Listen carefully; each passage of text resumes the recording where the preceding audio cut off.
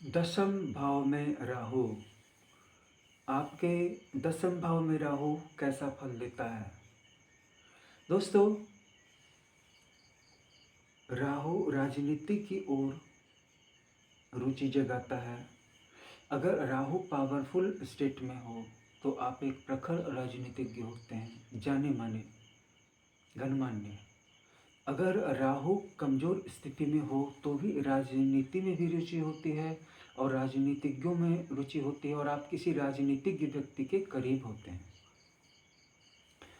दसम भाव में जिनके भी राहु रहता है उनके अंदर एक खास कला होती है। वो ये होती है कि वो किसी भी व्यक्ति को अपना दुश्मन बनने ही नहीं देते हैं और राजनीति में जाने के लिए इस गुण की बड़ी आवश्यकता होती है।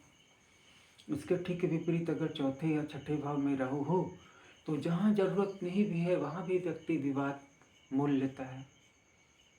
तो ऐसा व्यक्ति अगर राजनीति में जाएगा तो दूसरे दल के लोग तो उसे परेशान करेंगे ही, अपने दल के लोग, आसपास के लोग भी उसे परेशान करके उसकी मिट्टी पलीत कर देंगे और दुनिया को दिखा देंगे कि ये व्यक्ति अपने आपे में नहीं रहता है और जब गुस्सा हो जाता है तो बिल्कुल ही बेकाबू हो जाता है और लोगों के लिए हानिकारक हो सकता है।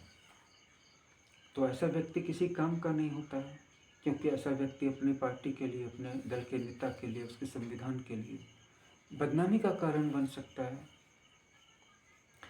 लेकिन 10वें भाव में राहु हो तो ऐसा व्यक्ति इतना चतुर राजनीतिज्ञ होता है कि किसी भी व्यक्ति को अपना दुश्मन बनाता ही नहीं है और फिर भी पावरफुल हो जाता है।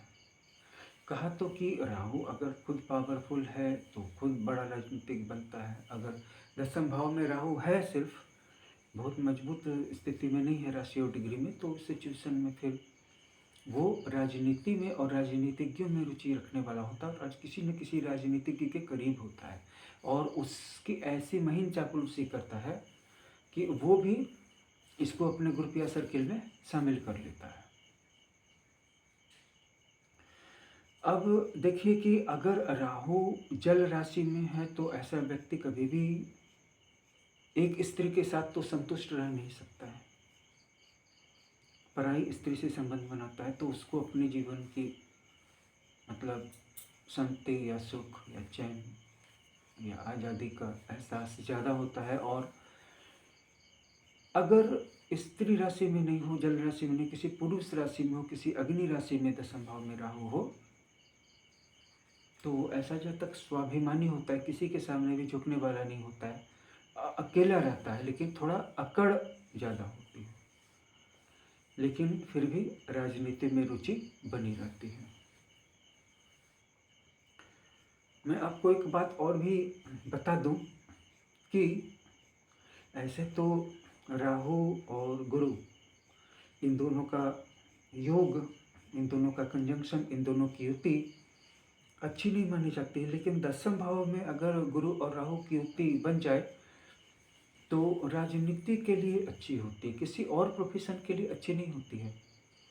खास करके इसलिए कि कभी कभी हम ऐसा देखते हैं कि हो सकता है कि हम कुछ राजनीतिज्ञों को अच्छा न बोलते हों, शायद ऐसा इसलिए कि उन पे कुछ करप्शन के आरोप लगे हुए हों, या ऐसा भी देखा जाता है कि वो जन बल का सहारा, धन बल का सहारा, कानून को अपने पक्ष में मोड़तोड़ पुलिस का सहारा, खास करके गुंडागर्दी का सहारा लेकर के तो वो सफल हो जाते हैं। और आजकल जिस तरह से धन बल का और जन बल का बोलबाला होगा कि जिसके पास 500-200 गुंडे हैं या बस सिर्फ सपोर्टर हैं, और आप ये भी नहीं कह सकते कि वो सभी गुंडे ही हैं, और जिसके पास बहुत ज़्यादा धन है खर्च करने के लिए, तो ऐसे व्यक्ति को बहुत सारे लोग अच्छा नहीं मानते हैं। लेकिन अपनी जगह पे तो वो राजनीति में सफल हो गया और उसको वैसा करने की ज़रूरत क्यों पड़ी? तो 10वें भाव में अगर गुरु और राहु हो तो वो इसी तरह का राजनीतिज्ञ बना सकता है, और अगर कोई और काम करना चाहेगा तो बुरी तरह से फेल भी करा सकता है। मतलब जहाँ पर भी धूर्त विद्या की ज़रूरत पड़ेगी वहाँ पे वो उसको आगे कर देगा और सही तरीके से सही रास्ते से चलने की जहाँ बात आएगी, क्योंकि गुरु जो है राजनीति के साथ साथ कानून की जानकारी रखने वाला भी बनाता है, यानी लॉ और पॉलिटी। तो राजनीति और विधिक विधि यानी कि पॉलिटी एंड लॉ, इन दो सब्जेक्ट्स को डिनोट करते हैं गुरु से, और राहु प्योर पॉलिटिक्स है और शनि प्योर डिप्लोमेसी है। और शनि किसी भी ग्रह के साथ हो तो उस ग्रह से संबंधित चीज़ों में डिटेलिंग लाता है। जैसे अगर शनि दशम भाव में है और अगर आप राजनीति में आकर्षित हैं तो राजनीतिक विषयों का सूक्ष्मता से डिटेल के साथ आप इस ढंग से वर्णन करेंगे कि लोग आपके मुरीद हो जाएंगे। और एक तरह से कहा जा सकता है कि आप राजनीतिक पत्रकारिता भी कर रहे हैं या राजनीतिक प्रवक्ता बन गए हैं। उस कुर्सी को, उस खाली कुर्सी को आप भरेंगे, जिसकी आज के समय में बहुत ज़रूरत है कि ऐसा व्यक्ति जिसके पास बहुत ज़्यादा ज्ञान हो, बहुत ज़्यादा विश्लेषण कर सकता हो, तर्क में किसी से हार न मानता हो और जिसकी बड़ी पैनी नज़र हो। तो ये डिटेलिंग बहुत लोग कर सकते हैं, लेकिन शनि को इस डिटेलिंग में मज़ा आता है। तो मैंने आज आपको राहु के बारे में जानकारी दी 10वें भाव में, और साइमल्टेनियसली और सब्सिक्वेंटली गुरु और शनि की भी चर्चा हो गई, क्योंकि कहीं ना कहीं पॉलिटिक्स में ये दोनों भी आते हैं। और ऐसे भी बहुत सारे राजनीतिज्ञ हैं जो पहले वकील थे या अभी भी साथ साथ में वकील हैं। तो वहाँ एक अच्छा सा संयोग बनता है या अच्छी सी कॉम्बिनेशन बन जाती है। और बहुत सारे ऐसे भी लोग हैं जो प्योर पॉलिटिशियंस हैं, और बहुत सारे ऐसे लोग हैं जिनका पॉलिटिक्स से कोई लेने देना नहीं है, लेकिन लॉयर हैं या जज हैं, एडवोकेट हैं।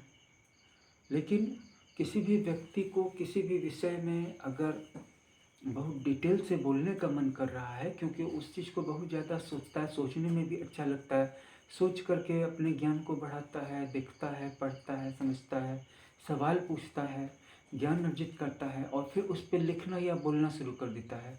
बुक्स लिखता है, स्पीच देता है, या वीडियोज़ बनाता है, या ऑडियो रिकॉर्डिंग करता है। तो वो जिस सब्जेक्ट पे ज़्यादा कर रहा है वो वही सब्जेक्ट है जिसमें कि शनि अपनी डिटेलिंग दे रहा है। क्योंकि शनि के अलावा किसी भी प्लेनेट आप जाएंगे तो वो एक कर्तव्य का भाव आ जाएगा, जैसे गुरु ही है। तो आप कर्तव्य के भाव से किसी भी काम को करेंगे अगर गुरु का संबंध है, बृहस्पति का संबंध है। लेकिन सवाल ये उठता है कि कब तक करेंगे। हो सकता है कि किसी दिन तक भी जाएं। और अगर आप बहुत ज़्यादा नैष्ठिक हैं, बहुत ज़्यादा धार्मिक हैं, धर्माचारी हैं, तो आप करते चले जाएंगे। हम ऐसे बहुत सारे लोगों को जानते हैं जो तपस्वी हैं, जो वो क्या कहते हैं, उसे नियम का पालन करते हैं, संध्या करते हैं, पूजा पाठ करते हैं।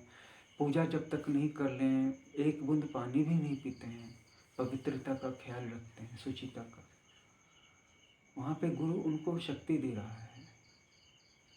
तो वो अगर लाइफ के किसी भी पॉइंट में ये रूटीन, ये डिवोशन बोझ ना बन जाए, अगर बोझ नहीं बन जाती तो बहुत अच्छी बात है।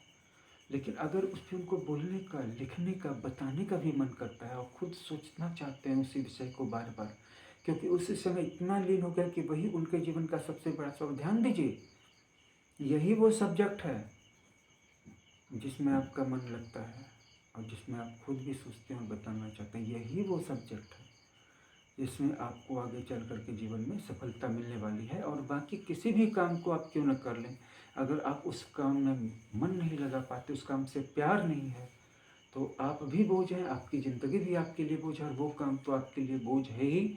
वो तो आपका बेड़ा गर्क करने के लिए आपके पास आया है। एक बात का ध्यान दीजिए कि जिस बात का संबंध आपके अपने आप से है ज्योतिष में, और जिस बात का संबंध दूसरे लोगों से भी है, जिसमें कि सबको बताना है, तो जिस बात को आपको सबको बताना है वो बात ज़्यादा बड़ी होगी और उसको आपके ग्रह ज़्यादा शक्ति दे रहे होंगे। अगर नहीं दे रहे हैं तो आप उसको बता बता करके एक्टिवेट कर लीजिए। जैसे कि किसी को मन करता है कि मैं जीके पढूं और पढ़ाऊं, किसी को मन करता है तो चलो वही पढ़ाएगा। अगर जीके के से संबंधित प्लैनेट्स कमज़ोर भी होंगे जैसे मर्क्यूरी, तो वो मर्क्यूरी मजबूत हो जाएगा और उसका वो पर्टिकुलर हाउस मजबूत हो जाएगा, एक्टिवेटेड हो जाएगा। जैसे किसी भी ज्योतिषी का अष्टम भाव एक्टिवेटेड हो जाता है, उसके प्रोस एंड कॉन्स हैं। हर भाव में उतार और चढ़ाव है। ध्यान दीजिए, अष्टम भाव शुभ होने के साथ साथ अशुभ भी है। तो आप जो भी काम करेंगे उससे संबंधित भाव को आप एक्टिवेशन देंगे, और एक्टिवेशन देंगे तो वो भाव अगर छोटा भी रहेगा ना तो बेहद बड़ा हो जाएगा और आपके जीवन में फल देने की स्थिति में आ जाएगा। फिर भी मेरा सुझाव है कि किसी एक ही काम को करना चाहिए, काम को बदलना नहीं चाहिए।